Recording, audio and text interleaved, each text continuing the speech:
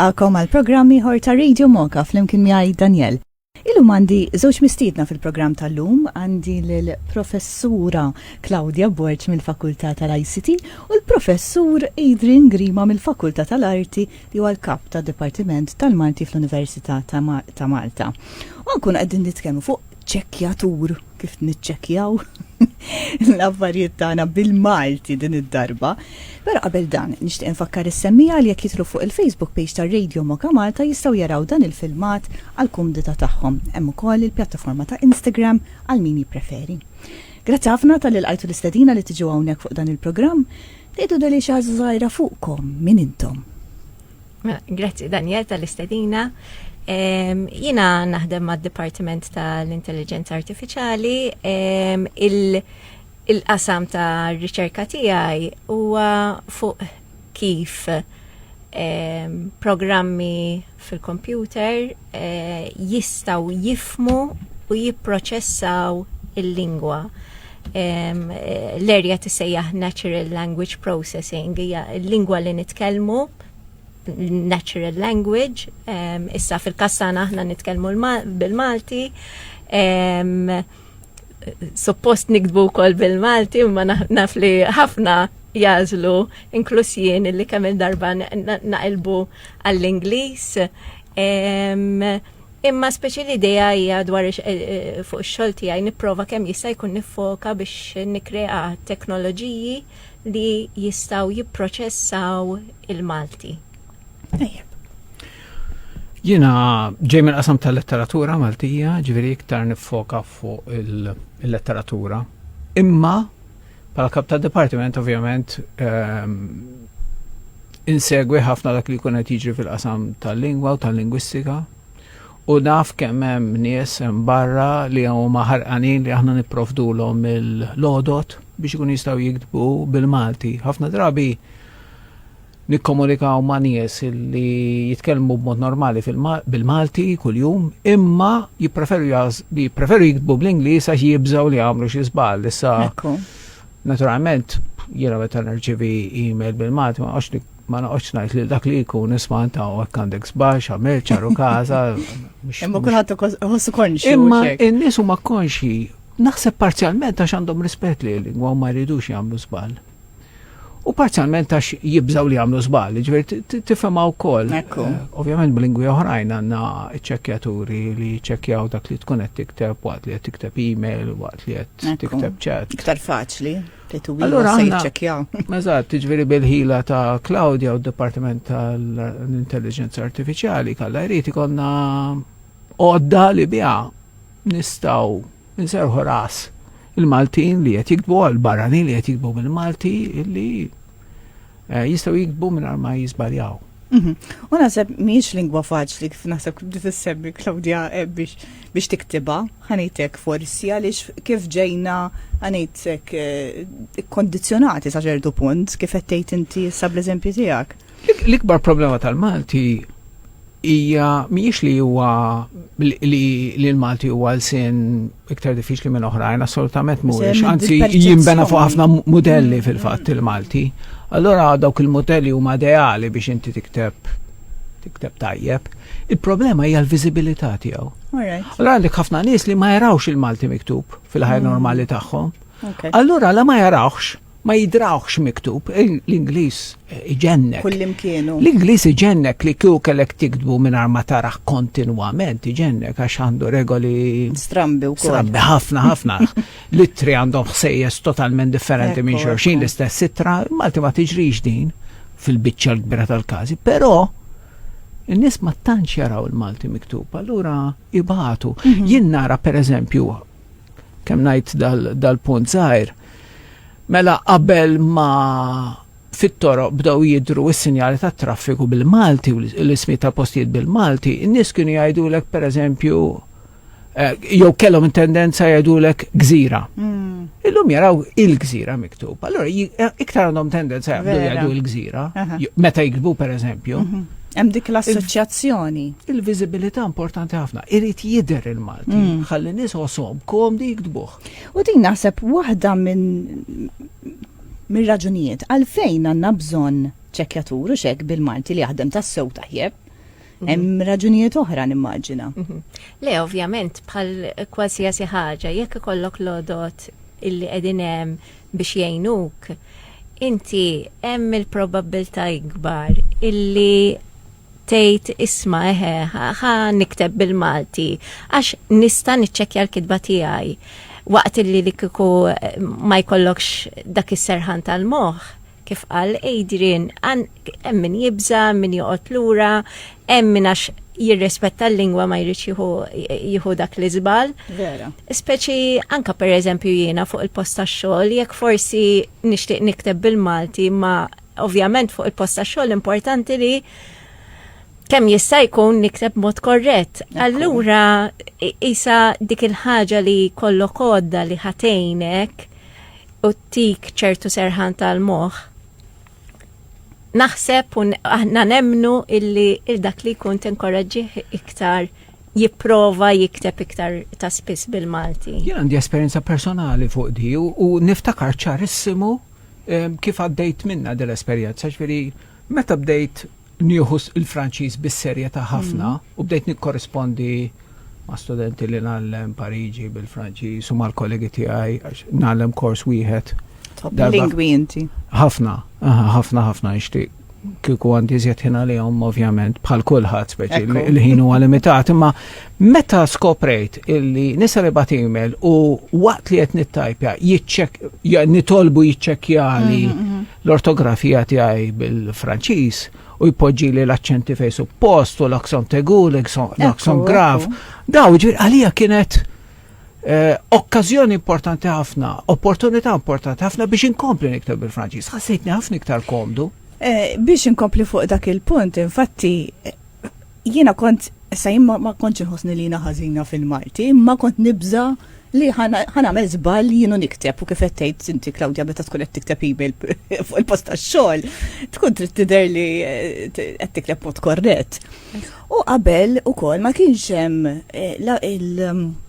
il-klim, il-litri ċoħe, il-ġ, iċ, it-t, iż-żebit tikka ċoħe xitsem, ekeda.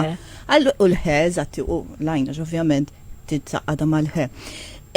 Allura kont nejt imma inħosni għat nikteb ħażin għaliex ovvjament minix għat nuża.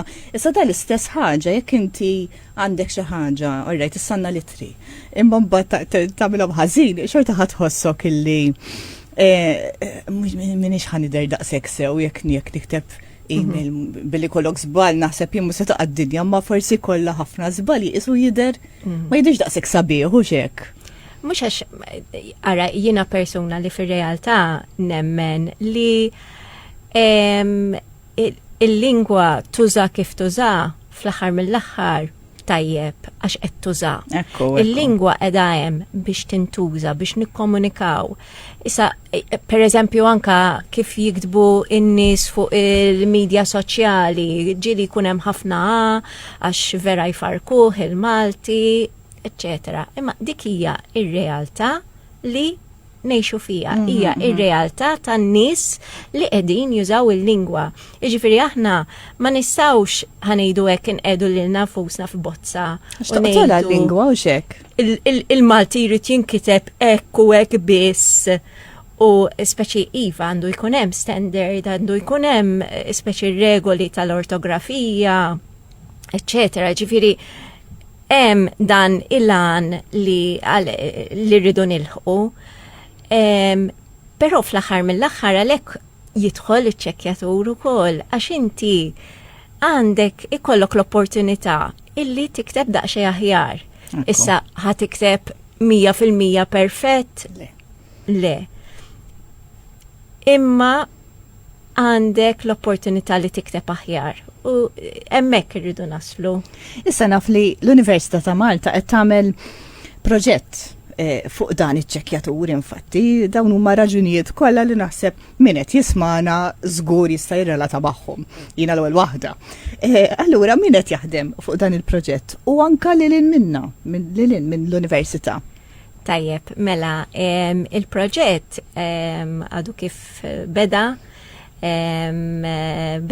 fl-ewwel ta' Novembru, huwa funded minn Xjenza Malta flimkien mal-Malta Digital Innovation Authority, MDIA.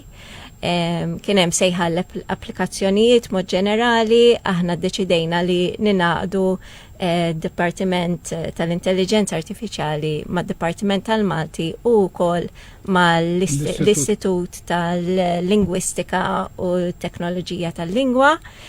U flimkien għadna speċi orajt x'nistgħu nagħmlu aħna ħriġna bl-idea li noħolqu ċekkjatur u l-idea tkun illi dan jiġi żviluppat u mbagħad eventwalment anka ikun available għal pubbliku b'mod dak fis-software insejħulu open source, source apert, jiġifieri l-intenzjoni tkun id-data set, il-code, il-modelli, dak kollox, dak kollu li jinħoloq fil-proġett ħajkun miftuħ għal pubbliku, aċċessibbli, jiġifieri jekk jinnaf natokas ikun hemm xi ħadd ta' 15-il sena li qed jitgħallem jipprogramma u jixtieq li jintegra iċ-ċekkjatur f'xi applikazzjoni. Jekk ikun hemm kumpanija li tixtieq tintegra iċ-ċekkjatur fl-applikazzjonijiet li jiżviluppaw, jekk ikun hemm anka kumpaniji ħafna kbar li ġast kull m'għandhom bżonn id-data biex jitrejnjaw iċ-ċekkjaturi eżistenti tagħhom. Jiġifieri l-idea hija li noħolqu il-bażi, l-fundazzjoni biex dak li jkun ikun hemm biżejjed materjal fil-pubbliku li ikun jista' jintuża ħalli iċ-ċekkjatur isir xi ħaġa reali. Ekku, bissir realtà. Tajjeb, u fuq din in-nota ħammorru għal pawża mużikali ħan nisimgħu kanzunetta bl-isem Kewkba ta' Janice Manjon. U mbagħad inkomplu nitkellmu fuq dan iċ-ċekkjatur u kif jifhem il-Malti.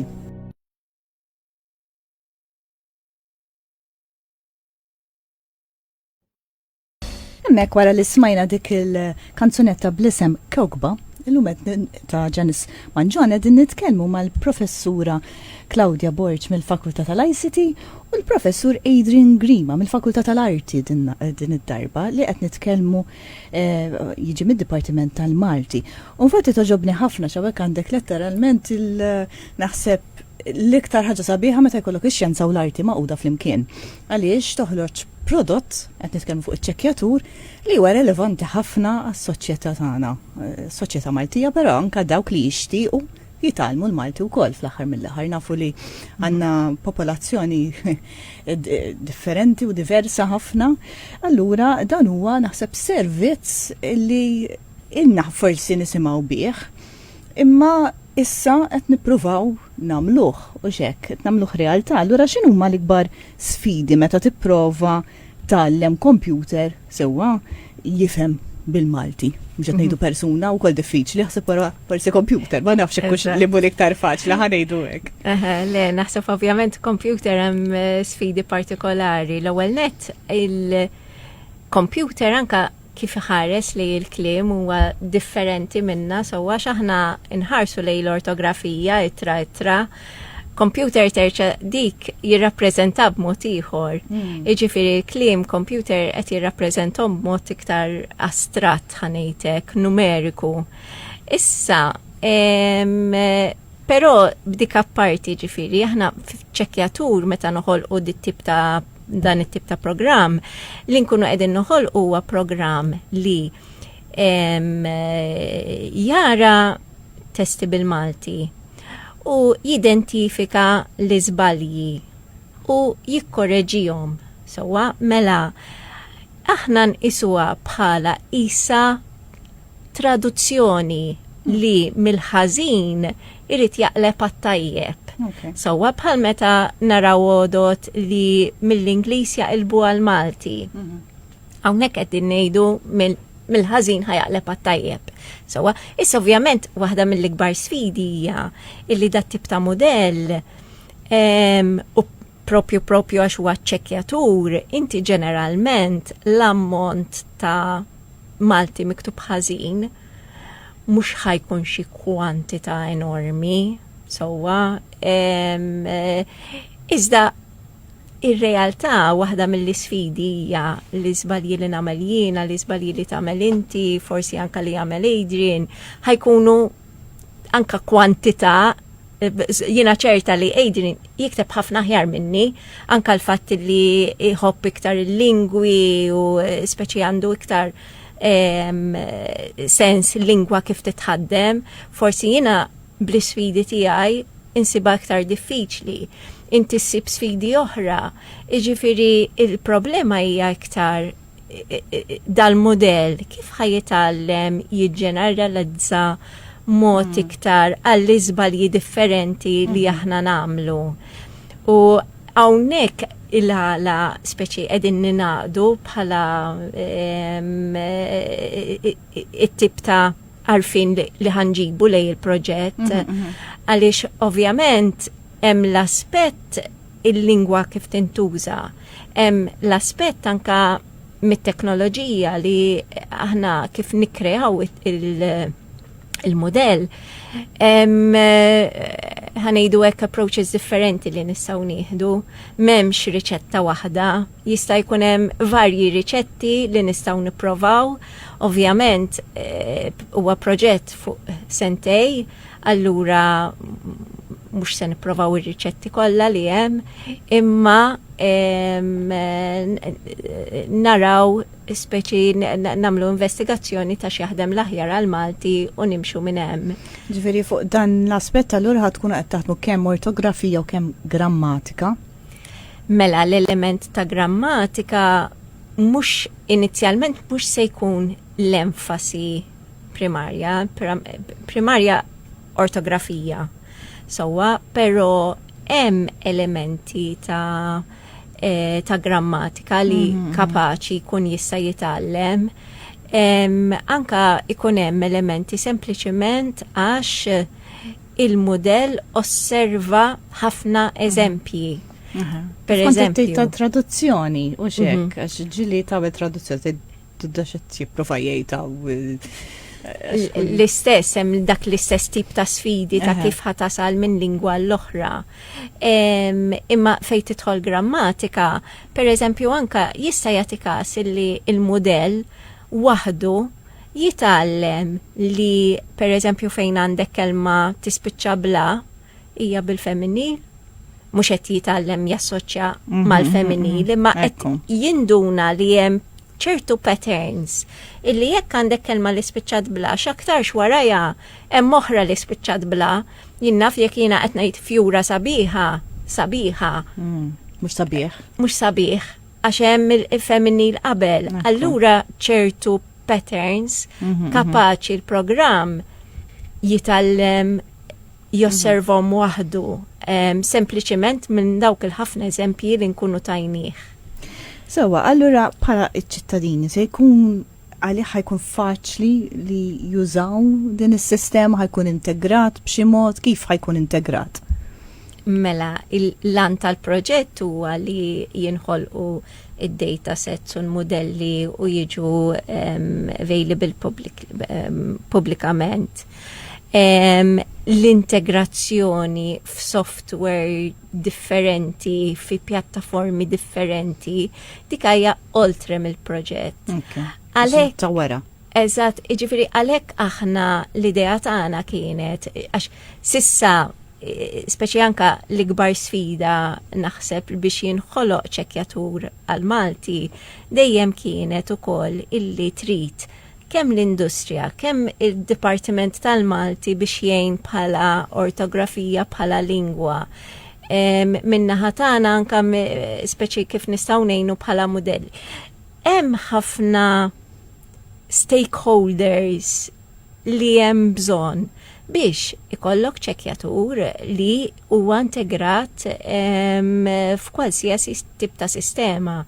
Jiġifieri għalhekk l-idea li aħna nagħmlu l-parti tagħna u nirrilaxxaw kollox pubblikament bittama li għada pitada ikun hemm nisem barra li ħajaqbdu dak l-informazzjoni kollu li nkunu ħloqna u propju ikun aċċessibbli għal kulħadd li kwalsiasi persuna semmejtlek anka xaħat ta' 18 sena li qed jitgħallem jipprogramma jaqbad bħala proġett u jintegrah u jew f'xi sistema partikolari. Jiġifieri il-bib ħajkun miftuħ. Allora, minn fejn qed jinġabru dawn id-dokumenti ħanejtek u il-kliem biex inħoloq il-bażi tad-data u tistgħu wkoll tgħidu jekk id-dialetti jidħlux fiha jew għax forsi aktar mitkelma jisu ma tantx taffettwa. Forsi nista' ngħid ħaġa fuq din. Xtaqt ngħid ħaġa oħra. Nasab wieħed mill-vantaġġi ta' dal-proġett meta anki fid-dawl ta' proġetti oħrajn li saru fil-passat anki mid-Dipartiment ta' Claudia u minn studenti ta' Claudia huwa li issa għandek l-integrazzjoni ta' 3 entitajiet fl-Università, ġifieri il-Dipartiment tal-Malti, tal-Intelligenza Artificiali, Istitut tal-Lingwistika u daw iġibu flimkien l-arfin tagħhom, il-kompetenzi tagħhom. Allura nittamaw li d-darba se jkollna prodott illi mbagħad jiena f'kumpanija tat-telefonija, kumpanija li tipproduċi l-programmi li nużaw il-ħin kollu fuq il-computers tagħna, jistgħu jaqbdu dal-materjal u jittrasformaw biex jienu nikteb il-dokument tiegħi, jienu nikteb l-email tiegħi, jienu nibgħat il-messaġġ tiegħi. Daw dal-materjal li nkunu ħloqna aħna jintuża biex jikkoreġi. Aħna bħala Dipartiment tal-Malti issa għandna ħafna snin naturalment nagħmlu l-ortografija u nidentifikaw l-iżbalji komuni. Allora pereżempju fiċ-ċertifikat tal-qari fil-qari tal-provi li sajlu għaddej kważi 20 sena, identifikajna ħafna żbalji komuni. Allora daw it-tim ta' Claudia jintegraw fis-sistema u allura nittamaw il-sistema l-modell jekk ngħid Merija Claudia korreġini. Il-modell speċi jitgħallem malaj x'inhu mal-iktar żbalji komuni. Kollega tagħna pereżempju. Eżattament, ġifieri kollega tagħna George Farrugia, pereżempju, professur George Farrugia ilu ħafna snin jiġbor l-iktar żbalji komuni. Allura aħna kważi nistgħu naġluh dal-proċess billi nagħlmu malar kemm jista' jkun lis-sistema x'inhu mal-iktar żbalji li aktar se jiltaqa' magħhom u kif tikkorreġihom. Hemm ukoll il-kwistjoni tal-varjanti, ġifieri aħna ngħidu tal-attaraġġ kollu, jew nistgħu ngħidu tel-attaraġġ kollu, daw irid ikun kapaċi jarafhom it-tnejn tajbin. Fejn jidħol id-dialett kif qed inti, Daniel, ġifieri aktarx dak hu iktar mitkellem, dieħla ħafna l-idea li tikteb id-dialett, pereżempju fil-letteratura li hu iktar qasam tiegħi jew fil-rakkonti, jew fid-diskors dirett, fid-djarji, eċetera. Imma naħseb li dik tkun sfida ferm ikbar anki għaliex bħala dipartiment għad irridu nsibu l-mod kif ċerti ħsejjes li mhumiex standard nirrappreżentawhom bl-ittri. U dik diġà hija sfida, ġifieri pereżempju għandna ġabra ta' rakkonti tal-Lino Bsajla li qed juħsibha Emanuel Bsajla tifel tiegħu, li qed juża żejtuni u li nafu li ġifieri rridu niddeċiedu kif ċerti ħsejjes nirrappreżentawhom. Għaliex mhux qegħdin tul ir-rikkezza wkoll tal-lingwa. Żgur hemm ir-rikkezza kbira tal-lingwa. Imma mill-perspettiva ta' ċekkjatur naħseb mhux qed inħarsu lehem għax din hija komplikazzjoni. Ġifieri l-ewwel tibni bażi. U x'hekk eżatt. Tibni bażi. U l-sfida l-kbira jew il-bżonn il-kbir huwa fil-Malti standard, il-Malti li nikdbu. Ekku. Allura meta nistgħu allura nistennew verżjoni li l-pubbliku kun jista' juża ta' kuljum. Mela, l-ewwel verżjoni ħad toħroġ qisu Novembru li ġej, bħallum sena qisu u Sejlek Novembru da. Umbat il-verżjoni finali, il-proġett item Novembru ta' wara. Ġifieri għandna sentej, ħidma ta' sentej, li ovvjament aħna u sejrin speċi iktar mantellaw ix-xogħol namlu l-affarijiet available anka mod kmini anka biex ikun punt fej aħna nistgħu nieħdu feedback mill-poplu. Ekku, naħseb dik importanti ħafna li ovvjament meta qed ngħidu semmejt ħafna stakeholders, kulħadd għandu ħanejtek is-sem tiegħu x'jagħti, allura ovvjament xi kultant tajjeb għaliex għandek iktar ħanejtek prodott li ħajkun iktar relevanti għal kulħadd. Imma mbagħad xi kultant ġieli forsi twaqqaf xi ftit il-proċess ukoll. Però naħseb dik hija ħanejtek the way forward kif jgħidu, ġifieri li hemm iridu nimxu. Allura naħseb tajjeb ħafna illi jekk dan ħajkun aċċessibbli b'mod li ngħidu iswa għandna l-inqas bażi kif konna qegħdin nitkellmu, dejjem jista' jkun hemm iktar xi ħaġa li dejjem ittejjeb. Tarak ma jkollix bażi, ovvjament ma tista' tagħmel xejn. Ġifieri naħseb huwa proġett importanti ħafna li qegħdin tagħmlu. Ġifieri huwa proġett li jmur Novembru tal-2025 Novembru tal-2027. Imma fil-verità huwa proġett li qed jibni fuq il-ħafna xogħol li diġà sar mid-Dipartiment ta' Claudia u li minnu intkom tallimtu il-possibilitajiet, il-modelli, x'jaħx ma jaħdimx, jista' allura proġett ta' sentejn ma fil-verità li qed jistrieħ. Kien hemm ħafna qabel. Ħafna xogħol li sar qabel l-istudenti tal-intelligenza artifiċjali u anke tal-Malti. Eżatt. Għal min qed jismana forsi naħseb tajjeb li jkun jaf anke li dan jieħu ħafna ħin u ħafna tul ta' żmien biex tlesti xi ħaġa u li inti tista' tuża kif ngħidu hekk fil-mobile tagħna jew fil-laptop. Eżatt. U dak huwa l-proċess tal riċerka, xjenza, teknoloġija jidilha li trid. Imma dak huwa proċess twil, naħseb illi tajjeb illi napprezzaw anke x-xogħol ta' ħafna nies li qed isir. Ġifieri jien nifhem u napprezza l-frustrazzjoni tan-nies, ma meta se jkun ċikkjatur. Kif m'għandniex, kif għandna bil-lingwi l-oħrajn ma bil-Malti m'għandniex. Il-proċess huwa twil, jitlob l-involviment ta' ħafna nies. U riżorsi huma limitati. Imma jien naħseb li l-proġett ta' Claudia għax il-moħ. Il-proġett tagħna mal-moħ Claudia għamlet ħafna xogħol fuq Claudia. Naħseb li għandu l-potenzjal propju għaliex ħajjibni fuq il-ħafna xogħol li diġà sar. Grazzi ħafna tal-li kontu għana, kienet konverzazzjoni ħelwa u importanti ħafna. Naħseb hemm ħafna qaċċa li dan iċ-ċekkjatur. Jiġifieri nawguralkom li tkomplu mixin bil-ħidma tagħkom u nawguralkom li jkollna ċekkjatur. Kemm jista' jkun malajr ħalli l-ewwel waħda jiena nkun qed hemm nużaħ ukoll. Grazzi ħafna tal-li kontu magħna, jiena Daniel, insellmilkom.